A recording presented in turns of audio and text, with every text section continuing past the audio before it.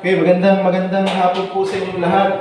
Nagpapasalamat tayo sa Panginoon sa pagkakataon na ito. Mag-aaral po ulit tayo ng topic po natin sa ating Bible class. Nire-request ko po ang lahat to please settle down. Magsimula tayo sa isang panalangin para po sa ating Bible class today. Aming Ama, kami po nagpapasalamat sa inyo sa magandang araw na ito. Pagkamat medyo may kainitan, at least we can comfortably travel. Papunta po dito sa aming place of gathering. Salamat po sa presensya ng bawat isa. Alam po namin busy kami lahat. Ito po nakaraang linggo. Pero salamat po sa aming pagkakaisa ng isip at puso na ang araw ng Panginoon ay dapat ibukod at ipagdiwang ng buong Iglesia. And that is why here we are bilang isang church. Once again, mag-aaral po kami ng topic na ito sa kahalagahan ng preaching sa aming pong buhay bilang isang Iglesia. Lalo kami nagsisimula pa lamang. At sa amin po bilang mga mananampalataya, bago mang mananampalataya o matagal ng mananampalataya ay mahalaga ang preaching o ang pangangaral ng salita ng Diyos. Samahan niyo po kami sa aming pong pag-aaral ngayon. Inaamin namin na kung kami aasa sa aming sariling katalinuhan ay kapos ang aming pangunawa. Pero pinangako ninyo sa inyong banal na aklat na kayo o banal na espiritu ang aming magiging tagapagturo ng katotohanan. Kaya pinaasahan namin ng iyong special presence, not only to bind us and to gather us, but also your special assistance for us to understand the Word. Piniling ko po yung mga kapatiran namin, kaibigan, mga regular attenders na nagbabalang pumunta at umattend sa aming Bible class. Gawin niyo po ligtas ang kanilang biyahe papunta sa lugar na ito. At tulungan niyo po kaming mabigyan kayo ng kaluwalhatian from this point until we end up our gathering in our fellowship later. Sa inyo po ang karangalan at alang po ang lahat ng ito sa pangalan ng aming Panginoong Jesucristo. Amen. Dahil pong lahat ay tumayo at umawit muna tayo ng isang hymn before we proceed.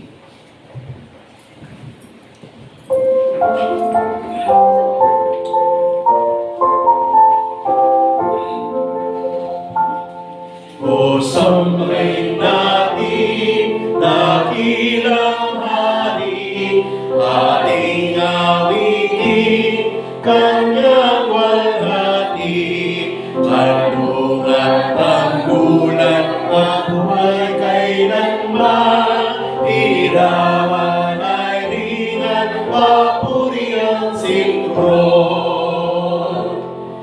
May pamanila, biyayang husay, siya ng liwanag ay nadaramdan. Karwahe ng galing mo'y mayroong handog, landas na dirimlan, pagubit ng bagyo. Sandaing tigang nakamamangha, kapangyarihan mo siya lumikha, tatakday kong tibay mong inilapan, at binalot mo ng malawak na dagat.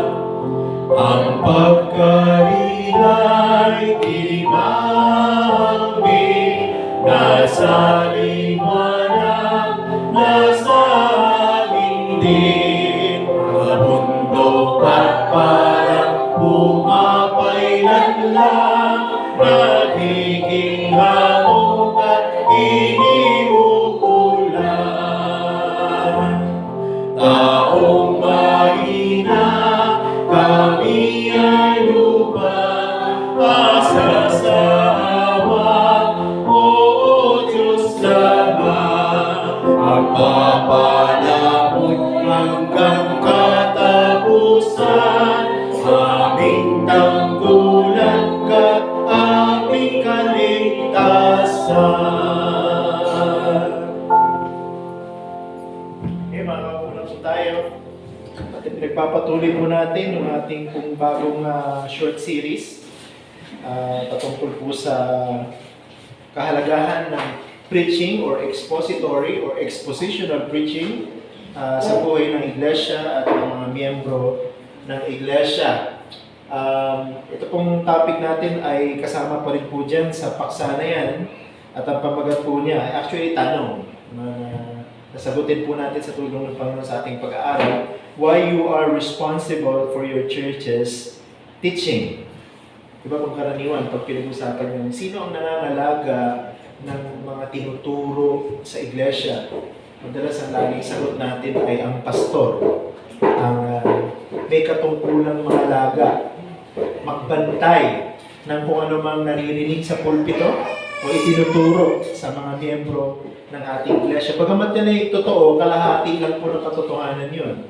Bakit? Sapagkat ang kabilang kalahati ng katotohanan patungkol dun sa usapin na sino nga ba ang talagang dapat mangalaga at magbantay sa turo ng iglesia, kasama po ang buong iglesia. Okay, kasama po ang buong iglesia. So, yan po ay lingid sa kaalaman ng marami and we are not accustomed dito sa idea na ito because we grew up in a church kung saan laging si pastor ang bahala pagdating sa pagtuturo ng iglesia. At napakalaking panganib po kasi nun. Bagamat tayo naniniwala na ang pastor ay tinawag ng Diyos para maging tagapagturo ng iglesia, tagapangaral ng salita ng Diyos. Ang pastor ay tao lang din pong mahina sa kasalanan. At marami na pong mga nabuong grupo kung saan ang kanilang sentro ng paningin ay nasa kanilang pastor, sobrang taas ng pagpapahalaga na imbis na sila nagpatuloy sa katotohanan, sila'y nalihis at naging kulto. Masyadong naging focus sa kanilang pastor. At sa lahat ng sinasabi niya, pinakikinggan. Lahat ng inuutos niya, sinusunod. Ang salita niya ay batas. Ganoon ang nangyayari. Kaya po dito sa pag-aaral natin ngayon, hindi iwasan natin yon na ang pastor at ang kanyang sinasabi lamang ang dapat pakinggan at paniwalaan. Dapat ang buong iglesia ay nagbabantay kung ang tinuturo nga ba mula sa pulpitong ito ay hango sa salita ng Diyos. So, yun po yung topic natin ngayon. Simulan natin sa isang katanungan. When was the last time you were disappointed with what you watched or heard? Na-experience nyo na ba na kayo ay pumasok sa isang movie house? Hindi nyo alam kung ano yung pelikulang panonoodin ninyo at nung nagsimula ng pinalalabas ay nadismaya kayo at imbis na tapusin ninyo yung pelikula ay lumabas na kayo umuwi. Ewan ko, na-experience nyo na yun. O kaya naman nanonood kayo ng isang palabas sa telebisyon na excited ka na kasi napakaraming mga balita na ito'y maganda, ito ay napakahusay ng pagkakagawa, pero nung pinanonood mo na ay nadismaya ka. Sabi mo, hindi ko natatapusin, tutulugan ko na lang ito. Ngayon yung mga halimbawa na tayo po'y nadismaya. Kailan po ba tayo huling na-disappoint o nadismaya sa ating napakikinggan sa pulpito? Kailan ba yung huli nating pagkakataon na tayo ay nadismaya sa ating binabasa na libro? Mahalaga po ang ating pagbabantay pagdating sa anumang katotohanan na naririnig natin. Because we are responsible for what we see and hear. Kaya po mahalaga na magbantay ang buong iglesia, hindi lang yung pastor, sapagkat responsable po ang lahat ng miyembro ng iglesia na bantayan kung ano yung kanyang nakikita at kung ano yung kanyang naririnig. In other words, hindi mo pwedeng isisi sa pastor lahat ng pagkakamali. Halimbawa, pumasok ang isang maling turo sa iglesia. Akala ng mga miyembro ng iglesia, yung turo na yun ay tama dahil tinuturo ng pastor. Pagkatapos may napakinggan sila na komento patungkol sa turo na yun, yung pala hindi biblical, sisisihin yung pastor. Hindi dapat ganun yung eksena. Ang eksena, ang totoo dapat mangyari, sa umpisa pa lamang hindi na pumasok yung maling turo. Bakit? Sapagkat hindi lang yung pastor ang magbabantay kung ano yung naipapahayag sa pulpito, kundi yung bawat miyembro ay sensitibo. Bawat miyembro ay kritiko. Pag sinabi natin kritiko or critical-minded, hindi yung lahat ng sinasabi na hanapan ng mali, hindi yung critical-minded. Pag sinabi natin critical-minded, sinusuri mo, tinitimbang mo, tinitest mo yung lahat ng naririnig mo, base sa sinasabi ng salita ng Diyos, kung yun ba'y tama o hindi. Yung pagiging critical thinkers natin. Think about the Berean Christians. Nung sila ay nakapakinig ng pangangaral ni Apostol Pablo, sinuri nila yung kasulatan para tiyakin na ang lahat ng sinasabi ni Pablo ay galing sa kasulatan. Ganun dapat ang attitude ng isang church. And I think that's where this whole idea came from. Pagdating sa pagtuturo ng iglesia, ang buong iglesia dapat ay may responsibilidad na magbantay. Dapat hindi tayo nadidismaya. Hindi tayo dapat aabot sa point na nadismaya tayo dahil may pumasok na maling turo sa ating iglesia. Babantayan natin yung pastor magbabantay ng kanyang sarili para matiyak natin na hindi tayo papasukin ng anumang maling uri ng katuruan. Kasi pag pumasok po ang anumang maling uri ng katuruan, magkakaroon ng division yung church. Kasi definitely may mga magsasabing hindi tama yan. May mga magsasabing tama naman yun, wala namang problema. So nahati yung iglesia. Ayun na hindi natin pwedeng hayaan mangyari. Pagkat pinag-aralan na natin na ang iglesia ay isang katawan ng Panginoong Jesucristo, hindi pwedeng ang isang katawan ay putol-putol. Diba? At ang isa sa mga dahilan kaya nagkakabaha-bahagi sa iglesia, hindi magkasundo sa turo. Kaya dapat, hindi naman dapat extreme na sobrang pagbabantay, lahat na lang ng sinasabi ng pastor ay pinupuna. Hindi naman din tama iyon. Dapat balanse tayo. So, titingnan natin kung ito nga ba'y hango sa Biblia. Kung hindi mo man alam na ito'y turo pala na galing sa Biblia, pero nakita mong ito'y galing sa Biblia at ang pagpapaliwanag ay consistent naman sa gospel, hindi mo dapat haharangin. Dapat welcome ka para ito'y pag-aralan, welcome ka para ito'y consider. Ganun naman po ang proseso ng pagkatuto ng iglesia. Hindi naman po dapat kung ano may sabihin ng pastor, lulunukin mo na lang. No, dapat susuriin mo din. No? At dapat maging matalino tayo bilang mga miyembro ng iglesia. Main idea natin for this afternoon, every church member is responsible for ensuring that the teaching in his or her church is faithful to God's Word. Paano tayo magbabantay bilang isang church ng mga tinuturo at ipinapangaral sa iglesia? Tiyakin natin na ang mga sinasabi at ipinapangaral ay hango at matapat sa salita ng Diyos. Ang pamantayan po natin ng tama at mali, hindi yung pastor. Pamantayan po natin ng tama at mali, hindi po yung nakararami. Ang pamantayan po natin ng tama at mali, ang Biblia. Dapat po ang iglesia ay nakakasundo na basta't ito'y malinaw na itinuro ng Biblia, hindi mo lalabanan, hindi mo sasalumatin, kundi ito'y iyong pag-iisipan, ipananalangin at magpapasakop dahil sinabi at itinuro ng salita ng Diyos. Again, ang ating pong emphasis is ang standard ng kung anong tama at mali na dapat naririnig ng iglesia ay ang salita ng Diyos. Hindi porket sikat yung pastor, dahil marami siyang viewers sa kanyang podcast, o kaya siya isang tinataguriang celebrity pastor, lahat na lang ang sasabihin niya ay tatanggapin mo. Okay, dahil mali pong attitude yun. Pagka ganun po yung attitude natin, we are only exposing ourselves to more danger. No? Lalo lang tayo malalagay sa panganib kasi pwedeng kontrolin na ng sinasabi ng tao na ito yung dapat ay liberty mo sa iyong pag-iisip at sa iyong pagpapasya ng kung ano yung tama at mali ayon sa salita ng Diyos. Passage po natin, Galatians 1:1 to 10. So basahin lang po natin ito ng mabilis.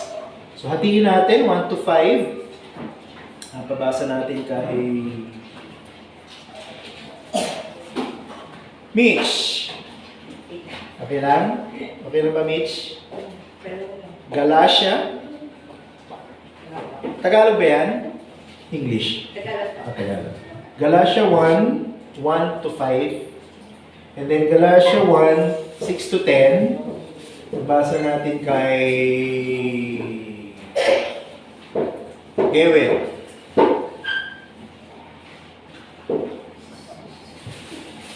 Okay, the rest po, please open your Bibles to the passage and then sundan po natin ang ating pong binabasa. And again, pag binabasa po natin, huwag lang natin basta basahin. Pag-isipan niyo mabuti, ano yung sinasabi ng passage tungkol doon sa paksa na pinag-uusapan natin. Ready ka na, Mitch?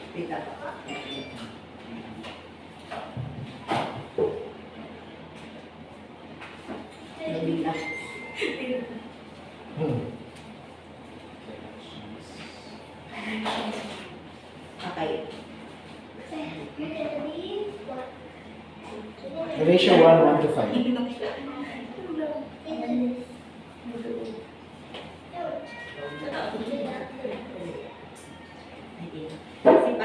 Galatians 1, si Pablo na apostol, hindi mula sa mga tao o sa pamamagitan man ng tao, kundi sa pamamagitan ni Jesucristo at ng Diyos Ama, na muling bumubuhay sa Kanya mula sa mga patay. At ang lahat ng mga kapatid na kasama ko sa mga iglesia ng Galatia. Sumainyo nawa ang biyaya at kapayapaan mula sa Diyos na ating Ama at sa ating Panginoong Jesucristo, na nagbibigay ng Kanyang sarili dahil sa ating kasalanan, upang tayo Kanyang mailigtas mula sa kasalukuyang masamang kapanahunan, ayon sa kalooban ng ating Diyos at Ama. Sumakanya ang kalwalatian magpakailanman. Ako yung 6 na. Verse 6 si Gavin. Verse 6 to 10. Ako yung namamangha na napakabilis.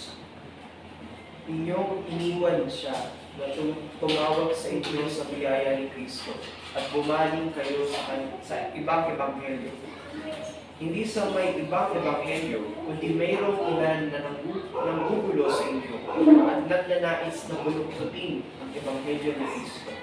Subalit kami, o isang anghel mula sa langit, ang mangaral sa inyo ng ebanghelyo na iba sa aming pinangaral sa inyo, ay hayaan siyang sumpain.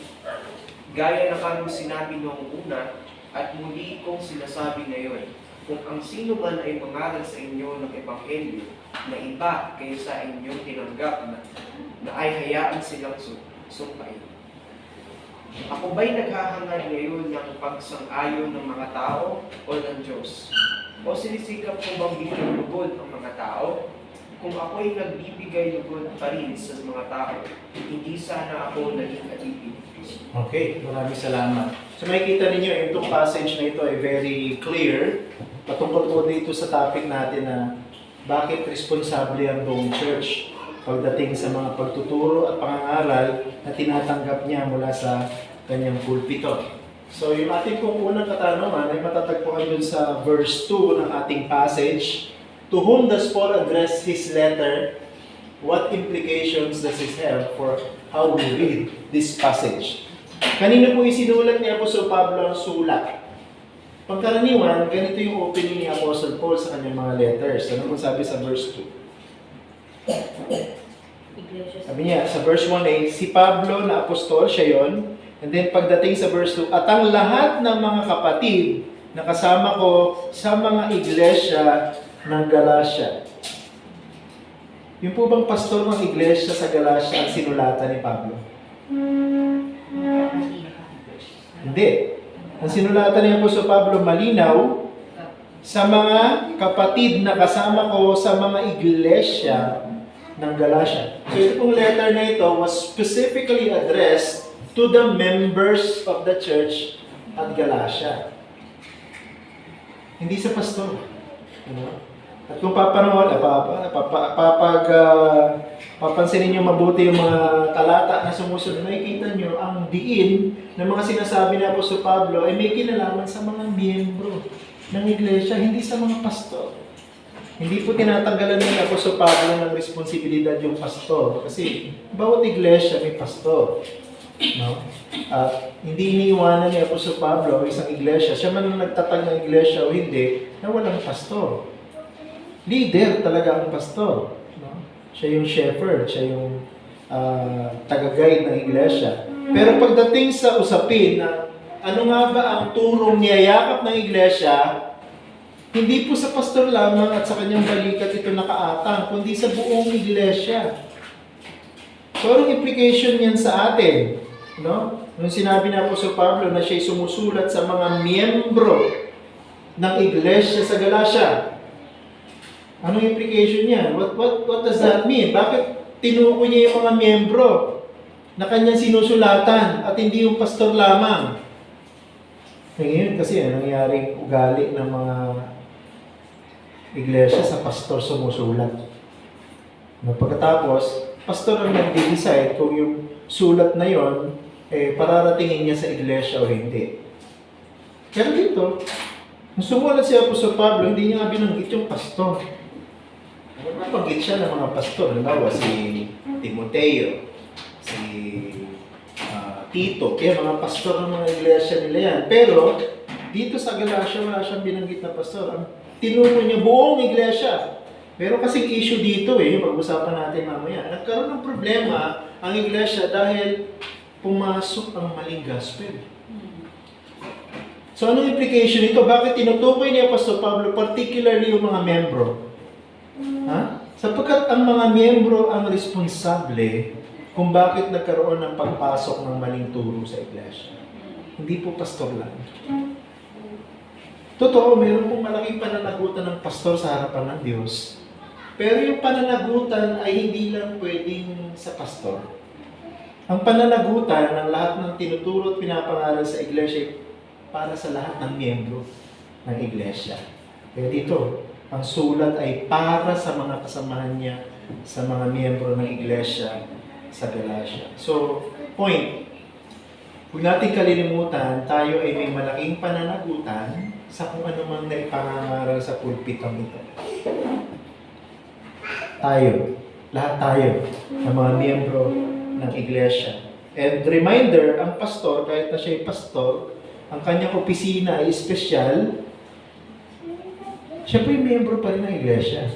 Kasama talaga ang pastor sa nagbabantay ng mga turo pumapasok sa iglesia. And we are all equally responsible pagdating sa anumang turo na dumarating sa ating iglesia. Pangalawa, what is Paul astonished about in verse 6? Ano ba sabi sa verse 6? Bakit gulat na gulat? O tila na-shock si Apostol Pablo pag binasa mo yung verse 6, sabi niya, ako'y namamangha, ginamit na salita yung namamangha, na napakabilis ninyong iniwan siya na tumawag sa inyo sa biyaya ni Kristo at bumaling kayo sa ibang ebanghelyo. So ano po yung ikinamangha? Ano po yung ikinagulat ni Apostol Pablo? Bumaling. Ginamit na salita, bumaling sa ibang ebanghelyo. Ibig sabihin, pag sinabi mo may pagbaling, mayroong dating pagtutok, mayroong dating paglakad. Parang lumiko, di ba? Nalihis. So, ibig sabihin, pag sinabing nalihis, dati maayos. Dati diretso ang kanyang lakad. Dati pantay ang kanyang direksyon. Pero ngayon lumihis, bumaling sa ibang ebanghelyo. Ginamit niya po sa Pablo yung salitang ebanghelyo, pero dinagdagan niya ng salitang ibang ebanghelyo, a different gospel. Ibig sabihin, hindi na ito yung purong gospel. Hinaluan na. Binaluktot na. At pagka ang ebanghelyo po, hinaluan nyo ng ibang turo at binaluktot ninyo, hindi na yun yung ebanghelyo. Kaya ang tawag niya po sa Pablo dyan, ibang ebanghelyo. At gulat na gulat siya dahil ang mga taga-Galacia, tila ang dali na sila ay bumaling sa ibang ebanghelyo. Tingnan mo. Hindi mo pwedeng sisihin lang yung pastor o sino mang teacher ng iglesia. Dahil ang pagbaling ng iglesia ay dahil sa mga miyembro. Hindi lang po sa pastor May mga pagkakataon po talaga na yung ibang pastor talagang bumabaling sa ibang turo. Pero ang nangyayari madalas, umaalis yung pastor na yun sa iglesia. Kaya hindi niya madala yung iglesia dun sa kanyang bagong turo. Iba namang talaga ma-influensya ang pastor, nadadala yung buong iglesia, kaya naman nagiging kulto sila. Alam niyo may ibig sabihin ng kulto, di ba? Ewan ko kung nahuli niyo yung isang kulto ngayon na sikat sa mga balita. Masyado nakatutok sa sinasabi ng pastor, parang Diyos na ang tingin sa kanya. Tignan mo kung nangyari, buong iglesia nakakalagkat sa kahihiyan. Diba? Kasi ang talagang responsable, ang magdidesisyon talaga kung kayo ay lilihis sa katotohanan o mananatili sa katotohanan buong iglesia. Kita niyo yung bigat ng responsibility po natin. bilang isang church. Kaya seryosohin at siguraduhin po natin na ating pong pakikinig ay mayroong pagbabantay. Na yung ating pong pakikinig ay mayroong pagsusuri. At tayo po dapat ay mayroong determinasyon na itama ang mali at magpasakop sa tama o sa tuwid na pagtuturo. Okay, number 3. Verse 6 pa rin, whom are the Galatians deserting? Nung sila'y bumaling sa ibang ebanghelyo, sino yung kanilang tinatalikuran? And then what does this tell us about the consequences of hearing and embracing false teaching? So sino po ang tinatalikuran ng mga taga-Galacia nung sila ay bumaling sa ibang ebanghelyo? Ano pong sabi sa verse 6? Iniwan siya. Tingnan niyo yung word ha. Nung sila'y bumaling sa ibang ebanghelyo, iniwan siya na tumawag sa inyo sa biyaya ni Kristo. Sino yun? Tinalikuran nila ang Diyos. Tinalikuran nila ang Diyos nung sila'y bumaling sa ibang ebanghelyo. Pag sinabi bumaling sa ibang ebanghelyo, hindi lang sila naniwala doon sa ibang turo, kundi niyakap nila yung turo na yun na totoo. Hindi kasi tayo pwedeng yumakap sa dalawang turo. It's either yayakapin mo yung totoong ebanghelyo o yayakapin mo yung maling ebanghelyo. So, ang eksena dito, dati silang nabuo ang iglesia niya dahil niyakap nila yung totoong ebanghelyo, pero nung may pumasok na o may nagturo na ng ibang ebanghelyo na baling na yung paningin nila doon, at yun ang niyayakap nila ngayon. Kaya gulat na gulat si Apostol Pablo. Sabi niya, dahil tinatalikuran niyo ang totoong ebanghelyo, ibig din sabihin niya, tinatalikuran niyo ang Diyos. Ito yung bigat ng responsibilidad po ng iglesia. Ang pagpapasya, kung mananatili ang iglesia sa tama at o gagawa ng mali, iglesia rin. No? So tayo po nagsisimulang church. That's why I want to establish us itong foundation na ito ng Word of God ang ating authority, Word of God ang ating superior rule of faith, superior standard of what is right and what is wrong. So kung magkakaroon ng issue sa iglesia, babalik tayo sa sinasabi ng Bible. At kung ano yung sinasabi ng Bible, magpapasakop tayo. Ganun ang gusto kong maging mindset po natin bilang isang nagsisimulang church. Kasi pag napariwara ang iglesia sa kanyang pagpapasya, tangay-tangay niya ang buong iglesia. Okay? So, ano daw po yung sinasabi nito na consequence? O ano yung magiging epekto nito? No, sa mga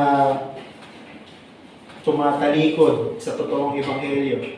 Pag tinalikuran mo tinalikuran mo yung totoong ebanghelyo at pumanig ka sa maling ebanghelyo, ibang ebanghelyo, ano magiging epekto sa iyo? Isa lang. Dahil ikay bumabaling sa maling pagtuturo, tinatalikuran mo si Kristo, tinatalikuran mo ang ebanghelyo, pinapahayag mo hindi ka talaga mananampalataya.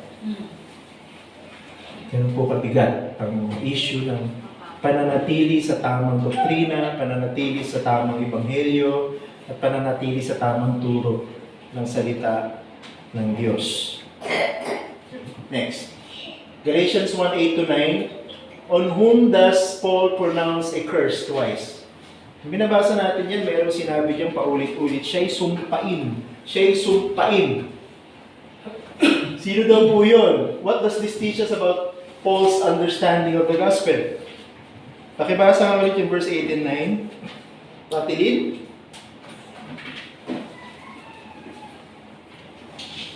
Okay. Subalit kahit kami o isang anghel mula sa langit, ang mangaro sa inyo ang ebanghelyo na iba sa aming ipinangaro sa inyo ay hayaan siyang sumpain. Gaya ng aming sinabi noong una. At muli ko sinasabi ngayon, kung ang sino ka na mangaro sa inyo ang ebanghelyo na iba kaysa inyong tinanggap, na ay hayaan siyang sumpain. So, sino daw po yung sinumpa ng paulit-ulit ni Apostol Pablo? Hindi po sinabi ni Apostol Pablo yung salitang sumpain siya. Anathema. Yung word na ginamit dyan sa Greek. Anathema. Curse him. Sumpain siya. So ito po ay declaration ng pagsasabi ng katotohanan na itong tao na ito mapapahamak sa impyerno. That's the meaning of the word anathema.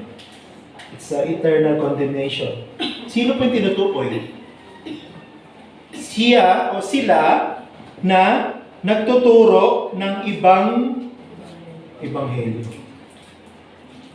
Dahil sila yung nagturo ng ibang ebanghelyo, anong sabi sa verse 7, nagkaroon ng pagkakagulo sa loob ng iglesia. Tignan mo. Dahil ang turo, hindi natin alam kung anong total background nito, no? Ito ba ay miyembro talaga ng iglesia o galing sa labas na pumasok sa iglesia? Usually, ganun po kasi yung eksena eh. Pag nagkakaroon ng division sa church, it's either yung pagkakaroon ng gulo sa church ay likha ng mga tao sa loob, o kaya naman ay likha ng mga taong bago lang na miyembro ng iglesia. It's either galing sa labas, pumasok sa loob, o galing sa loob na nagpakilala ng kanyang sarili. So either way, galing man sa loob na nagpakilala ng false understanding ng gospel, o sa labas, pumasok, nagturo na yun. Ang sabi niya po sa Pablo, sino man yun, sino man sila, sumpain sila. Ngayon, bakit gano'n kabigat yung ginamit niya po sa Pablo ng salita? Sumpain, parang sinasabi niya, itapo ng kaluluwa nila sa impyerno. Bakit gano'n kabigat? Anong ibig sabihin niyan? Ano para kay Pablo ang ibig sabihin niyan? Anong pagkaunawa ni Apostol Pablo sa kahalagahan ng Ebanghelyo? Bakit para kay Apostol Pablo, pagka hinaluan mo ng konting mali ang Ebanghelyo at ito'y nagbago, o tuluyan mo itong binaluktot at ito'y naging iba, dapat kang itapon sa impyerno. Bakit ganun kabigat? Para kay Apostol Pablo, anong ibig sabihin ng Ebanghelyo? Anong usapin na involved pagka-gospel na po ang pinag-uusapan? Tingnan, sino gusto mong hula? Pagka-gospel na po ang issue sa loob ng isang church, ano na po ang pinag-uusapan natin dito? Pinag-uusapan lang natin dito ba yung building na ito? Pinag-uusapan lang ba natin dito yung mga upuan na yan, mga kasangkapan na to? Pag gospel na po ang issue sa isang church, ano na po ang pinag-uusapan natin? Kaluluwa ng mga miyembro. Kaluluwa na po ng mga miyembro ang pinag-uusapan natin. Dahil ang Ebanghelyo po ang nag-iisang mensahe na nagtuturo sa atin kay Kristo. At yung Ebanghelyo na ito na nagtuturo sa atin kay Kristo, ang magtuturo sa atin ng tanging daan para tayo muling tanggapin ng Diyos. Na pagka binago mo yung mensahe na yon, halimbawa, ng pagbabago, dinagdagan mo ng ibang sangkap. Dito po sa mga taga-Galacia, ang issue po talaga dyan yung pagpasok ng kaisipan ng Judaismo. Ang Judaismo po, hindi sila totally nagsasabing hindi kami naniniwala na dapat manampalataya kay Kristo. Marami pong Hudyo na nagsusulong ng Judaismo sa panahon ni Pablo. Naniniwala sila na dapat manampalataya kay Kristo. Kaya lang para sa kanila kulang yun. Dapat dagdagan mo pa rin ang pagsunod sa kautusan. Yun po yung issue dyan. Pumapasok sa loob ng iglesia yung turo na tama lang naman ang palataya kay Kristo, pero huwag kayong makontento na yun lang. Dapat meron ka rin gawin.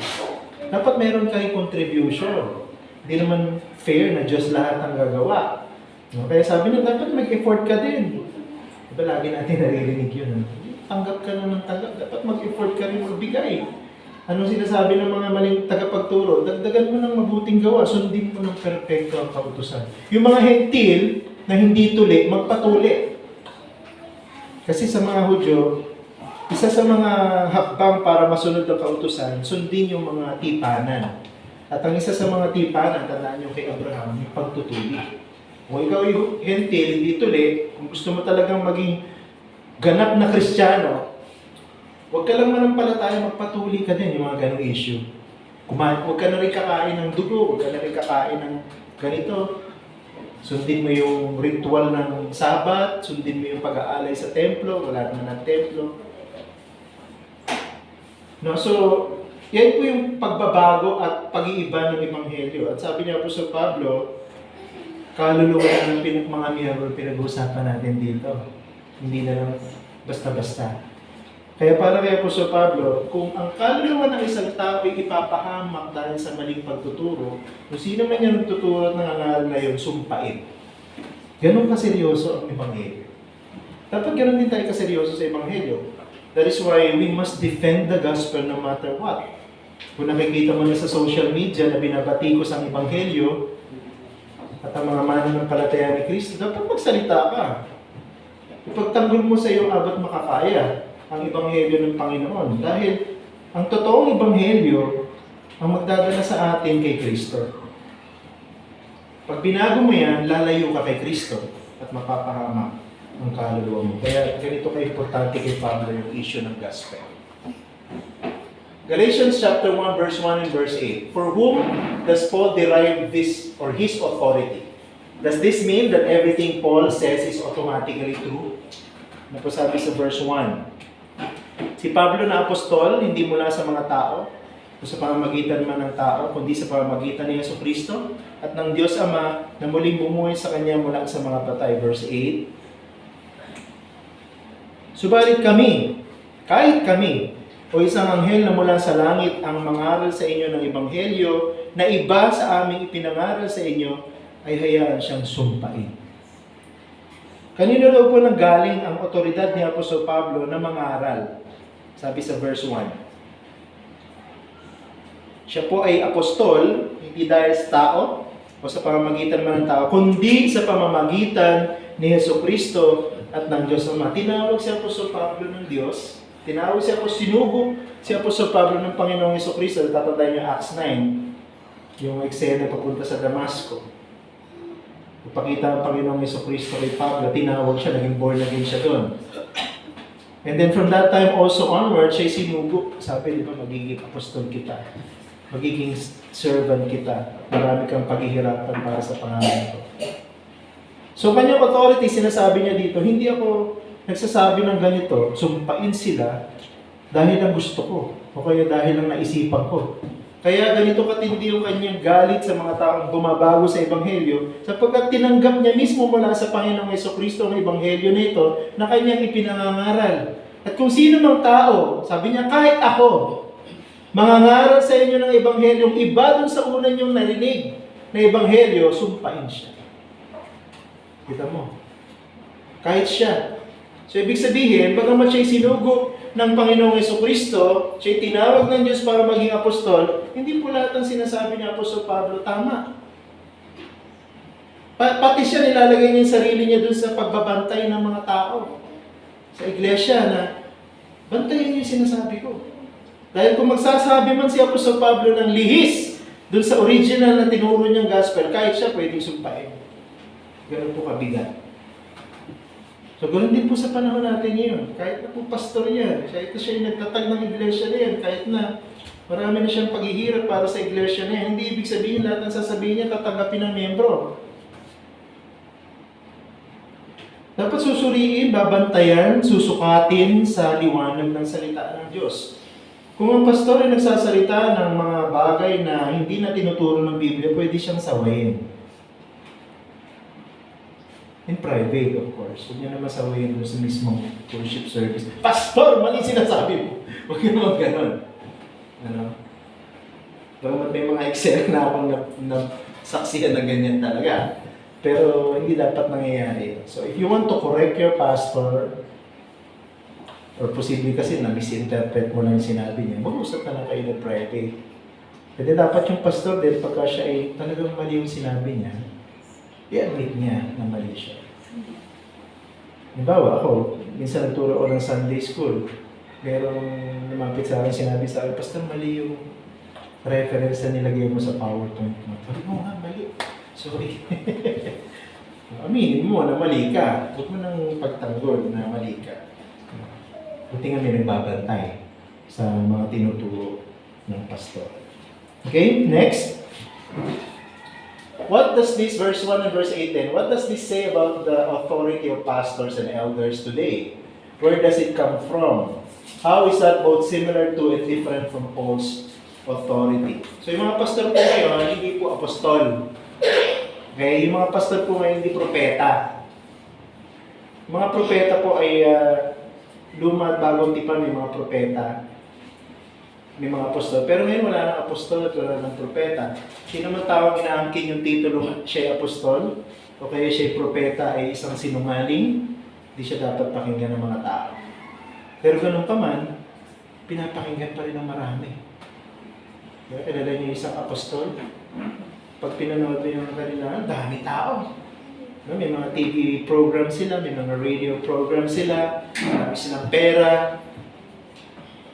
Hindi na isang dapat bantayan. Pagka po ang isang church nagpapakita ng masyadong maraming kayamanan, lumalayo na po sa katotohanan. Pero ang otoridad sa pangangaral ng salita ng Diyos, galing pa rin sa Diyos. Kapag tayo pong yung mga pastor po at mga tagapagturo, yan po ay tinawag ng Diyos para sa isang espesyal na ministry. Pag sinabi pong tinawag ng Diyos, hindi lang po dahil meron siyang malalim na pagkagusto sa pangangaral at meron siyang kaalaman sa pangangaral, kundi yung iglesia din mismo kinikilala na siya ay mayroong calling pagdating sa pagpapastor, sa pagtuturo. Kami pananagutan talaga ang mga pastor at tagapagturo. Pero, hindi po kapantay ng otoridad ng salita ng Diyos ang sinasabi ng pastor. No?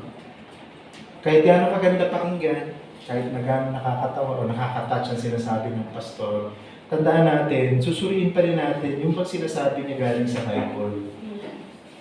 Pagka hindi na po galing sa Bible, kayo na ang magpapasya kung inyong tatanggapin o hindi. Pero kung nakikita nyo malinaw sa Bible, kahit na parang ang sakit naman ng katotohanan na yun, magpasakot tayo. Sinasabi ng salita ng Diyos. Okay po?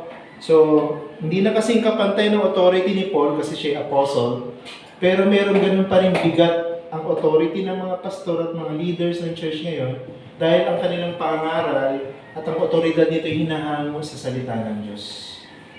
Okay, pag hindi na po Bible, kakancelin na natin. Ganun yung cancel culture kung tawagin. Pagka hindi na nagtuturo ng Bible yan, kakancelin na natin yan. Okay? As protection for the church. Galatians 1:1-10, last na yata ito. No? Galatians 1:1-10, yung buong passage na ito, based on Paul's teaching in this passage, who would you say is responsible for what is taught in your local church? Paulit-ulit ko na sinasabi yan. Sino ang responsable pagdating sa anumang turo na pumapasok sa loob ng iglesia? Pastor lang ba? Lahat ng miyembro kasama ang pastor. Okay, so this is a unified effort ng church. So kung ang kasama pala yung miyembro sa pagbabantay, ano dapat gawin ng miyembro? Paano magbabantay ang mga miyembro sa mga tinuturo at ipinapangaral sa pulpito? Paul. Paano magiging qualified ang mga miyembro na magbantay at mag-ingat ng anumang turo na pumapasok sa iglesia? Dapat na sila, mag-grow sila sa knowledge para alam ba kung tinuturo ng mali. Tama. So dapat may personal growth, personal maturity sa kanyang personal na pag-aaral ng salita ng Diyos. Paano mo babantayan ang turo at pangangaral sa pulpito kung hindi mo naman alam ang pamantayan? Para makapagbantay ka, dapat alam mo yung standard. Diba? Halimbawa, sa sukatan, dapat kung gusto mong bantayan kung 1 kilo, alam mong basahin kung ano yung 1 kilo. At sigurado ka na yung timbangan ay hindi kulang at hindi bawas. Dapat meron kang kaalaman. Dapat ganun ang may miyembro ng iglesia. Hindi ko pinag-uusapan dito, marami ba yung miyembro o konti ang miyembro. Pinag-uusapan dito, basta may miyembro yung iglesia, dapat yung mga miyembro na yon, meron din silang sariling effort para mag-grow sa kanilang understanding ng salita ng Diyos. Kung hindi mo alam, paano mababantayan yung mali? Dapat alam mo muna kung ano yung tama. Marami na pong pagkakataon, paraan sa panahon natin para malaman mo kung ano yung tama bukod sa preaching ng pastor. May YouTube, may internet, may mga app na libre na mapakinggan mo, yung mga podcast, yung mga pagtuturo ng salita ng Diyos, i-grab mo. Spend time, make effort. Minsan, 30 minutes lang yung podcast. Why don't you just spend 30 minutes pagkatapos 3 oras ka nang manood ng Korean novela? At least, nag-aaral ka muna ng Word of God. Diba? At meron ka ng knowledge.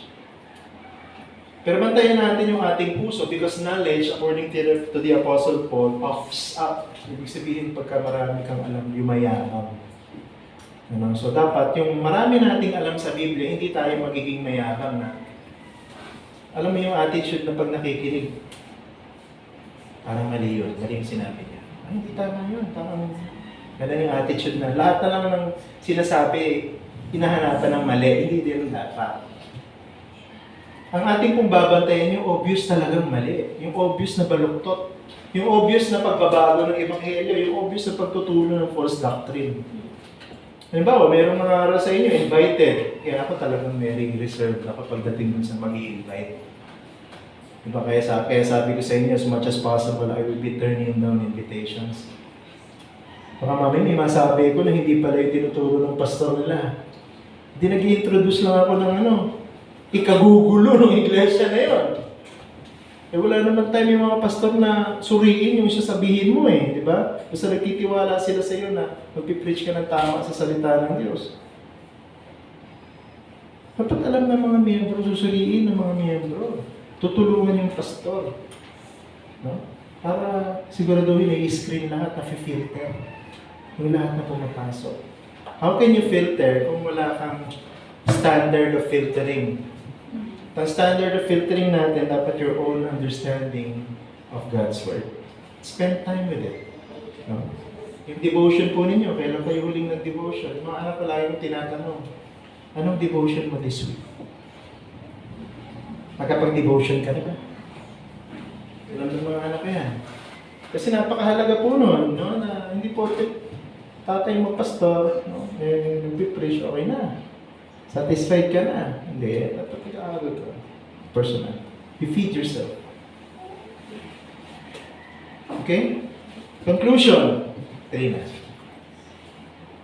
Pakibasa. Ay, hindi pwede si Shimei. Mami, pakibasa. Conclusion natin. It is the responsibility of the pastors and teacher of the church to teach what God is actually saying in His Word. On the other hand, it is the responsibility of the church to make sure that what they are hearing are only the truth from God's Word. Kita niyo? Sabi ko kanina, joint effort po ito ng mga pastor at tagapagturo ng iglesia at ng iglesia mismo. A pastor can be disqualified from pulpit kung nagtuturo na siya ng false doctrine. Sino magdi-disqualify sa pastor pag nagtuturo na siya ng false gospel? Pastor din? Hindi. Yung mga miyembro po ng iglesia na equally responsible in guarding the truth that comes from God, ang responsable para bantayan ang mga nagtuturo at nangangaral. So, pastor, teacher, responsible, ganoon din ang miyembro. Okay? So, tandaan mo yun. Tandaan natin lahat.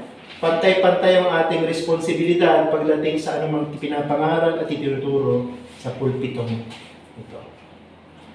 Okay? So, kung meron man akong iwan ng legacy, gusto kong iwanan yung legacy na gano'n. Ang church na ito, bagamat kami maliit, bagamat kami hindi kilala, kami is solid pagdating sa Word of God. At alam namin kung ano yung tinatayuan namin bilang isang church sa Biblia. Okay? Questions?